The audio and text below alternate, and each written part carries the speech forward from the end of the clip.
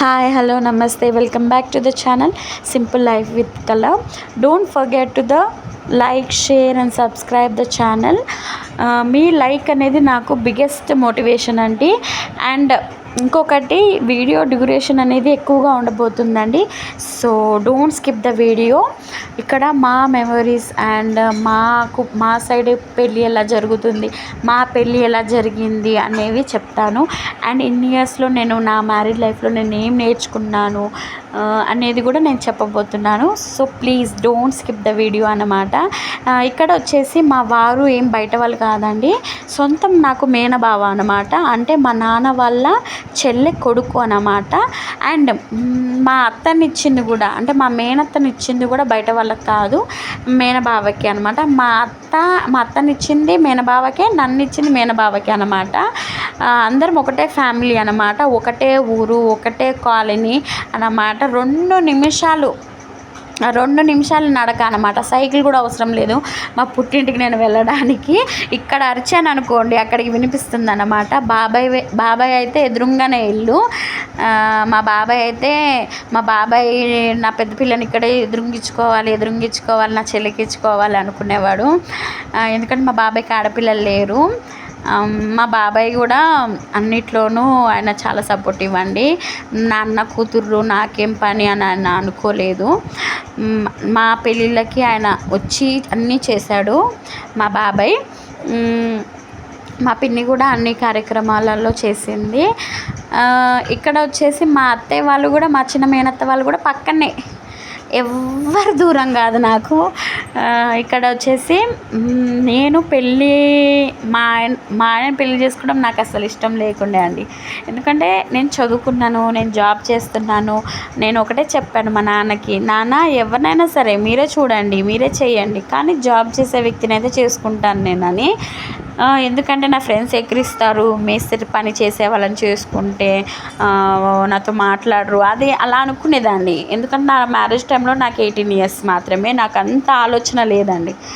అయితే అమ్మ నన్ను ఒకటే అనేది, లేదమ్మా చిన్నప్పటి నుంచి పేరు మీ ఇద్దరికి, చిన్నప్పటి నుంచి మాట ఇచ్చాను. ఇంకొకటి ఏంటిదంటే సాయికి నువ్వంటే ఇష్టము, సాయి మంచోడు అని. సో అలా కాంప్రమైజ్ చేసి నాకు పెళ్ళి చేశారు.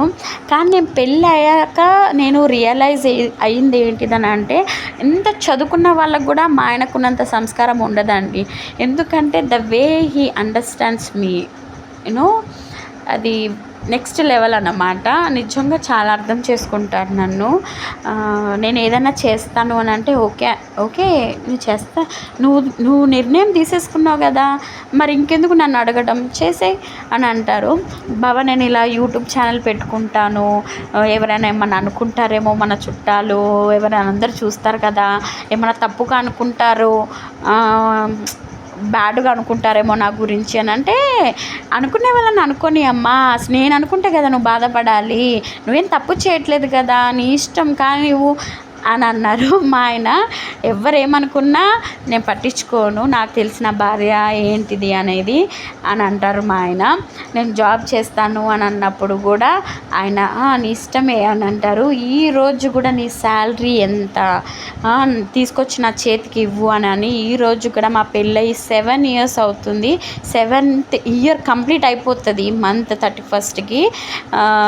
31st మా మ్యారేజ్ డే అనమాట. ఈ రోజు కూడా ఆయన నన్ను అడగలేదు నాకు శాలరీ తెచ్చి ఇవ్వు అది ఇది అని. అదే అనమాట నాకు ఆయన.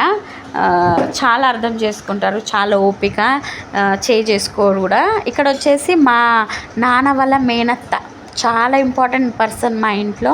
నా పెళ్ళి ఆవిడ చేతుల మీదుగా జరిగింది, మా చెల్లి పెళ్ళి కూడా ఆవిడే అనమాట. మా ఫస్ట్ ముత్తైదువు మా ఇంటి ఆడపిల్ల అన్నమాట. మా నాన్నకి చాలా ఇంపార్టెంట్. వాళ్ళిద్దరూ, నా వెనకాల ఉన్న వాళ్ళిద్దరూ మా మేనత్తలు. అసలు మేము తప్పిపోయే పరిస్థితి లేదండి, అందరం సేమ్ ఉంటాం అన్నమాట. మా అత్తలు నేను అందరం సేమ్ ఉంటాం. మా చిన్నత్త మా చెల్లి సేమ్ ఉంటారు. వీళ్ళు వచ్చేసి ఇప్పుడు చూపించాను కదా మా అమ్మమ్మని, వాళ్ళ పెద్ద కొడుకు కోడలు అన్నమాట. మా మామ, మా అత్తయ్య. మా ఫ్యామిలీలో ఆడపిల్లలు చదువుకోవాలి, చదివించాలి, వాళ్ళ కాళ్ళ మీద వాళ్ళు నిలబడతారు, బయటికి పంపించాలి, వాళ్ళకి లోకం తెలవాలి అని డిసిజన్ తీసుకున్న వ్యక్తి మా మామ. ఆడపిల్లలు ఇద్దరిని చక్కగా చదివించారు. వాళ్ళు ఇప్పుడు యూపీఎస్సి లైక్ బ్యాంకింగ్ ఎగ్జామ్స్కి ప్రిపేర్ అవుతున్నారు. వాళ్ళ కొడుకు అన్నమాట అనిల్, పోస్టల్ డిపార్ట్మెంట్లో వర్క్ చేస్తున్నారు. సో అపార్ట్ ఫ్రమ్ దిస్ మా ఫ్యామిలీ అనమాట మొత్తము. వీళ్ళు ఫొటోస్ దిగుతున్నారు. మా పెళ్ళిలో కొంతమంది ఇప్పుడు లేరండి, చనిపోయారు. బట్ వి మిస్ అనమాట. ఆల్బమ్ చూసుకున్నప్పుడల్లా వాళ్ళందరినీ మేము వాళ్ళ గురించి మాట్లాడుకుంటాం, వాళ్ళతో టైం స్పెండ్ చేసిన దాని గురించి మాట్లాడుకుంటాం, వాళ్ళు మాకు ఎంత ఇంపార్టెన్స్ ఇచ్చారు అని మాట్లాడుకుంటాం. అంతే కదా, మనకి ఫొటోస్ మెమొరీస్ అనేవి చాలా ఇంపార్టెంట్ అండి. ఎందుకంటే మన ముందు లేని వాళ్ళని, మన మధ్య లేని వాళ్ళని కూడా మనకి గుర్తు చేస్తుంది కదా. ఇక్కడ మా చిన్నత్త నా కాళ్ళకి పసుపు రాస్తుంది. మా చిన్నత్త ఈవిడ కూడా నాకు మేనత్తే. మా నాన్న పిన్ని కూతురు అన్నమాట. ఇటు నుంచి మా ఆయనకి పిన్ని. ఎలా అంటే మా చిన్న మామ భార్య అన్నమాట, మా 4వ మామ భార్య. సో మా ఇద్దరు మేనత్తల్ని ఒకటే ఇంట్లోకి ఇచ్చారు, నన్ను ఆ ఇంట్లోకి ఇచ్చారు. వాళ్ళ కూతురు నాతో పాటు చదువుకుందంట అండి. అప్పుడే పెళ్ళి చేస్తున్నారా అని అడిగింది. ఇక్కడ చూడండి మా మేనత్తలు, వాటి ముగ్గురు నా ముఖం చూడండి, సేమ్ ఉంటాం. అసలు తప్పిపోయే పరిస్థితి లేదన్నమాట, అందరం సేమ్ ఉంటాము. ఇంకొకటి ఏంటిదనంటే, నా మ్యారేజ్ లైఫ్లో నేను నేర్చుకుంది ఏదైనా ఉంది అని అంటే గొడవలండి. భార్యాభర్తల మధ్య ఎన్ని గొడవలు జరగనివ్వండి, ఆ గొడవ అనేది బయటికి వెళ్ళనివ్వకూడదండి, ఎవరికి చెప్పకూడదు కూడా. ఎందుకంటే మనం చెప్పేది ఒకటి, వాళ్ళు బయటికి వెళ్ళి చెప్పేది ఇంకొకటి.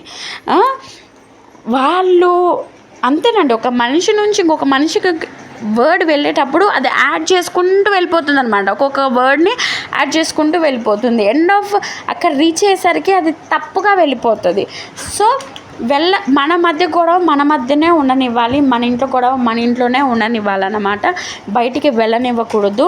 మన అత్త మామల్నే కానివ్వండి, తల్లిదండ్రులనే కానివ్వండి, ఇన్వాల్వ్ అవ్వనివ్వకూడదు. ఎందుకంటే థర్డ్ పార్టీ ఎప్పుడైతే ఇన్వాల్వ్ అవుతారో ఆ గొడవ అనేది అక్కడితో ఎండ్ అవ్వదండి. అర్థమవుతుందా? ఏమంటారు, లాగే కొద్దీ అది తీగని లాగే కొద్దీ తెగుతుంది కానీ అది అతకదు కదా. అలాగే మనము అది ఇంకొకరిని ఇన్వాల్వ్ అవ్వనివ్వకూడదు, మనది ఎవరికి చెప్పకూడదు. నేను ఆ విషయం చాలా బాగా నేర్చుకున్నాను అన్నమాట మా మ్యారీడ్ లైఫ్లో.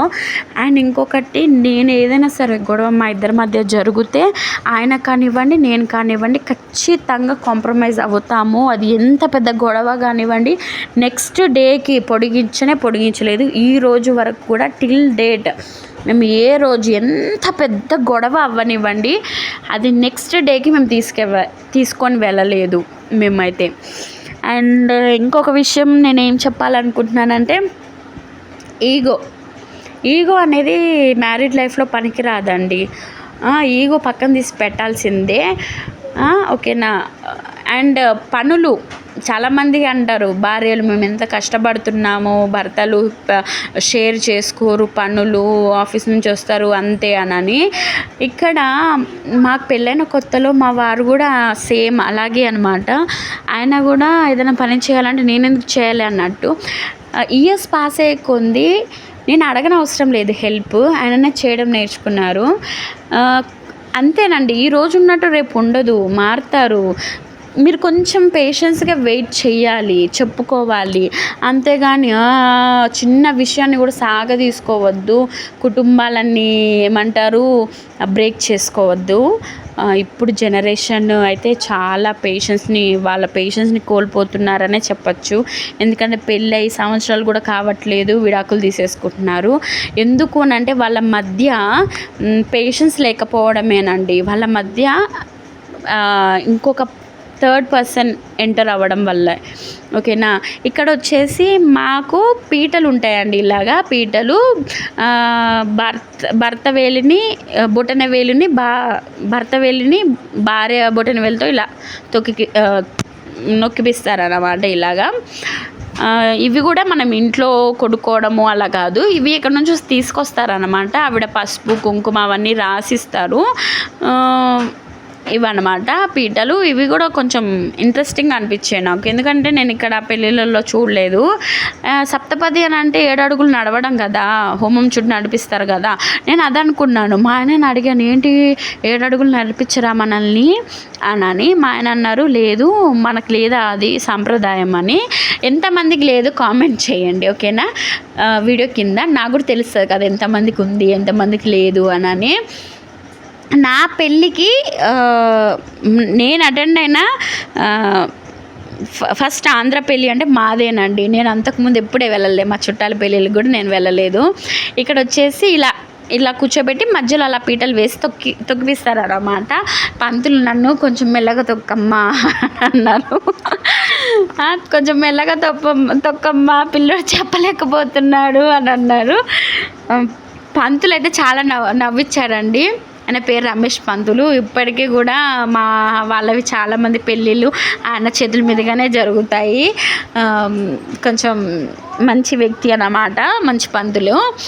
ఇక్కడ ఇలా తొక్కిస్తారన్నమాట. ఇంకొకటి, నేను మా ఆయన నుంచి ఇంకొక మంచి అలవాటు, ఇంకా నేను నేర్చుకున్నాను అని చెప్పను, నేర్చుకుంటున్నాను, ఇంకా స్టిల్ ఐఎమ్ లెర్నింగ్ అన్నమాట. ఏంటిది అని అంటే, ఎవరైనా సరే పెద్దవాళ్ళు ఒక మాట అన్నప్పుడు నేను అస్సలు తీసుకోనండి. 95% అవతల వాళ్ళు ఒక్క మాట అంటే నేను అసలు తీసుకోను. ఎందుకన్నావు, ఏం పని నీకు, నన్ను అంటాం ఏంటి, నువ్వేమో నాకు తిండి పెడుతున్నావా, నేను ఎందుకు పడాలి నీ మాట, నువ్వు మాట అంటే ఎందుకు పడాలి నేను అనే రకం నేను. మా ఆయన అంటాడు, లేదు చంద్రిక, వాళ్ళు ఒక మాట అన్నారు కదా, అది నిజం కాదు కదా, వదిలేసేయి, ఒక చెవుతోటి విను, ఒక చెవుతోటి వదిలేసేయి. వాళ్ళు అన్నంత మాత్రాన నువ్వు అది అయిపోయినట్టు కాదు, అది నువ్వని కాదు, ఎవరితోటో మాట్లాడుతున్నాను, వదిలేసేయి, నీకు ఎందుకు అంత కోపము, మాటలు పెదాలు దాటకూడదు చంద్రకళ, వాళ్ళొక మాట అని మనం ఒక మాట అని అది ఇంకా పెద్దగా అవుతుంది, మాట్లాడకూడదు అంటాడు మా ఆయన. మా ఆయనకు చాలా ఓపిక లేండి, మీకు తెలియదు. కానీ నిజంగా ఇయర్స్ పాస్ అయిపోయింది, నేను నిజంగా అది నిజమే కదా అనిపిస్తుంది. ఇప్పుడు అనిపిస్తుంది నాకు, ఇప్పుడు నేను ఆలోచిస్తాను అన్నమాట. ఎందుకంటే మనము డిఫరెంట్ సిచ్యువేషన్స్ నుంచి వెళ్తున్నాము, లైక్ మంచి చెడు అన్నీ చూస్తున్నాము. ఫ్యామిలీస్ అనేవి ఎంత ఇంపార్టెంట్, రిలేషన్షిప్స్ అనేవి ఎంత ఇంపార్టెంట్, పిల్లలు అవుతున్నారు, పిల్లలు రిలేటివ్స్ అండ్ ఎంత ఇంపార్టెంట్, ఇవన్నీ మనం చూస్తూ వెళ్తున్నప్పుడు ఎస్ మా ఆయన అనేది కరెక్ట్ కదా, కొన్ని విషయాల్లో మనం కాంప్రమైజ్ అవ్వాలి అని నేను ఇప్పుడు నేర్చుకుంటున్నాను అన్నమాట. మా ఆయన అంటారు, ఏమంటారు, సింహము వెనకడిగేసినంత మాత్రాన అడవికి రాజు కాకుండా పోదు చంద్రిక, నువ్వు సింహానివి, నువ్వు వెనకడిగి వేయాల్సిందే అంటారు మా ఆయన. సో అలాగన్నమాట. ఇంకొకటి పుస్తలు, పుట్టింటి పుస్త, మెట్టినింటి పుస్త ఉంటాయి కదా, 2 పుస్తలు కడతారు ఇక్కడ తెలంగాణ సైడు. నేను చూసిన పెళ్ళిళ్ళు అయితే మాకు ఒకటే ఉంటుందండి, పెళ్ళిలో అత్తగారిది కడతారు, తర్వాత 16 రోజుల పండగ అప్పుడు 2 వేసుకోవచ్చు. తల్లిగారు తీసుకురావచ్చు, మళ్ళీ మారుస్తారు, మెల్లో కట్టింది కాకుండా మారుస్తారనమాట అత్తగారు వాళ్ళు. ఎందుకంటే మా అత్తయ్య నాకు రూపు తీసుకొచ్చారు, అమ్మ ఇది మన సాంప్రదాయం అని. మళ్ళీ మా చెల్లికి అలా లేదు, వాళ్ళు పుస్తనే తీసుకొచ్చారనమాట. అలాగా ఒక్కొక్కరికి ఒక్కొక్క లాగా ఉంటుందన్నమాట. ఇవి నా పెద్ద కమ్మలండి, బంగారంవి. ఇవి నాకు చాలా ఇష్టము. ఇప్పుడు లేవు, హిందీ నేర్చుకోవడానికి వెళ్ళి అక్కడనే సెటిల్ అయిపోయాయి, ఇంకా రావు కూడా అవి. ప్లేస్ బాగుందని అక్కడ సెట్ అయిపోయాయి. ఇక్కడ వచ్చేసి ఇవి ఇక్కడ కూడా చూశాను, తలంబ్రాలు పోసుకోవడం అలాగా. మేమైతే పుట్టి పెరిగింది మొత్తం ఇక్కడేనండి, తెలంగాణలోనే. మేము ఒక ఏజ్ వచ్చే వరకు కూడా మేము తెలంగాణ పిల్లలమే, మేము తెలంగాణ అనేవాళ్ళము. కానీ మేము కొంచెం గ్రోనప్ అయ్యాక మా నాన్న అనేవాడు, లేదమ్మా మనం ఆంధ్ర అని అనేవాడు. లేదు మీరు ఆంధ్ర, మేము తెలంగాణ అనేవాళ్ళము. మాకు ఇక్కడే ఎక్కువ, మేము పుట్టిన నుంచి మేము ఇక్కడే ఉన్నాము. కానీ మా లాంగ్వేజ్ మారలేదు, ఎందుకంటే మా చుట్టుపక్కల ఉండే వాళ్ళు కూడా, ఎంత మేము ఇక్కడ సిటీలో ఉన్నా హైదరాబాద్లో ఉన్నా, మా చుట్టుపక్కల ఉన్న వాళ్ళు కూడా అందరూ ఆంధ్ర వాళ్ళే ఉండేవాళ్ళు. సో మాకు ఇక్కడ తెలంగాణ లాంగ్వేజ్ అనేది మాకు రాలేదు. కానీ మాకు ఇక్కడ వాళ్ళు ఎక్కువ ఇష్టము, ఎందుకంటే వి ఓన్డ్ ఏమంటాము, మాకు బాగా ఇక్కడ అలవాటు, ఇక్కడే పెరిగాము, ఇక్కడ కల్చర్ ఇక్కడ అంతా ఉన్నాం కాబట్టి ఇక్కడ బాగా అలవాటు అయిపోయింది. మేము పెళ్ళి తర్వాత ఇప్పుడు ఊరికి వెళ్ళడం ఎక్కువ అని అంటే అది పెళ్ళి తర్వాతే. నాకు అక్కడ కల్చర్ కానివ్వండి, అక్కడ ఫెస్టివల్స్ కానివ్వండి, అక్కడ ఏదైనా సరే ఇప్పుడు పెళ్ళి అయిపోయాక ఈ 7-8 ఇయర్స్ నుంచి ఇప్పుడు నాకు తెలుస్తుంది అనమాట, ఇక్కడికి ఇలా ఉంటుంది, ఇక్కడ అలా ఉంటుంది అని. ఇప్పటికీ కూడా మా ఊరు తప్ప నాకు ఆంధ్రాలో ఏమీ తెలియదు, అలా అన్నమాట. ఇక్కడే మొత్తం మేము చెప్పాలంటే కేసీఆర్ తాత నాకు కళ్యాణ లక్ష్మి డబ్బులు కూడా ఇచ్చారు. ఎందుకంటే మేము పుట్టింది ఇక్కడ, చదివింది ఇక్కడ, పెరిగింది ఇక్కడ, అంతా ఇక్కడే మేము. సో అదే అన్నమాట. అంతా మా ఫ్యామిలీ మెంబర్సే అందరూ. మా పెళ్ళి ఏదో పెద్ద గ్రాండ్గా జరిగిందని చెప్పనండి, కానీ జరిగినంతలో చాలా బాగా జరిగింది. ప్రతి ఒక్కరు వచ్చారు, మా ఫ్యామిలీస్ కానివ్వండి, ఏమంటారు, మాకు నా పెళ్ళిలోనే మాకు తెలియని ప్రతి ఒక్కరిని చూశాను నేను. అంతకుముందు నేను ఎప్పుడు చాలామందిని చూడలేదు. నాకు తెలిసింది ఎవరంటే మా చిన్నత్త, మా చిన్నమామ, మా పెద్దత్త, మా పెద్ద మామ, మా మేనమామ ఒకరు, మా అక్క, కొన్ని ఫ్యామిలీస్ మాత్రమే తెలుసు. పెళ్ళి టైంలోనే వీళ్ళు మన వాళ్ళు అని తెలిసి మా పెళ్ళి టైంలోనే, అలా అన్నమాట. అండ్ మ్యారీడ్ లైఫ్లో నేను చెప్పాలి అని అంటే ఎంత మన కోపం ఎంత ఎక్స్ట్రీమ్ లెవెల్కి హిట్ అయినా కూడా చేసుకోకూడదు. మా వారి గురించి చెప్పచ్చు ఆ విషయము. ఆయన ఎప్పుడు నన్ను చేసుకోలేదు, చేయెత్తారు నా మీద. నేను ఏడిస్తున్నా కూడా ఏడవకమ్మా అని అంటారు. నాకు నిజంగా మా నాన్నకంటే ఎక్కువ చూసుకుంటారు. నేను మా అమ్మకి ఎప్పుడు థ్యాంక్స్ చెప్తాను. అమ్మ తిడతాను ఒక్కొక్కసారి, ఏదన్నా చిన్న విషయం వచ్చినప్పుడు నువ్వే చేసావు నాకు అని. కానీ ఎక్కువ సార్లు మా అమ్మకి నేను థ్యాంక్స్ చెప్తాను, ఎందుకంటే అమ్మ నువ్వు చేసావు నాకు అని. బికాస్ నన్ను ఆయన అర్థం చేసుకున్నట్టు ఇంకెవరు అర్థం చేసుకోరు. చాలా ఏమంటారు, మా మోక్షిత్ కంటే ఎక్కువగా నన్నే ఎక్కువ చూస్తారు చిన్నపిల్లలాగా. అసలు ఆయన ముందు తింటేనే కన్ఫర్మ్ చేసుకుంటారు తిన్నది అని. ఆయన లేకుండా నేను తిన్నాను అనుకోండి, ఎప్పుడైనా ఆయన వచ్చాక నువ్వు తిన్నావా, తిన్నాను నేను అని అంటే, నువ్వు తిన్నావో లేదో, నువ్వు అబద్ధం చెప్తున్నావు, నువ్వు మళ్ళీ తిందురా, నువ్వు తింటేనే నేను తింటాను అంటాడు.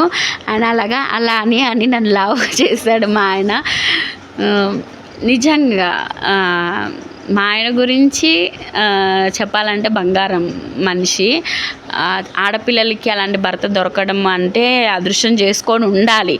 అఫ్కోర్స్ మాకు కూడా ఫైనాన్షియల్గా గొడవలు జరుగుతాయి. గొడవలు జరగని రిలేషన్షిప్ ఉండదు. ఎందుకంటే మనం ఒక దగ్గర ఉంటున్నాం, పక్కన ఉంటున్నాం, గొడవలు ఎందుకు జరుగుతాయి, ఏదో ఒక చిన్న విషయంలోనే జరుగుతాయి. కానీ మనం వాటిని దాటి మనం ముందు అడుగు వేయాలండి. అదే మ్యారేజ్ లైఫ్ అంటే. మా ఆయన నన్ను అర్థం చేసుకుంటారు ఆ విషయంలో, ఖచ్చితంగా నేను చెప్పగలను. టచ్ వుడ్, దేవుడు ఎప్పటికీ అలాగ ఉంచాలని నేను కోరుకుంటాను.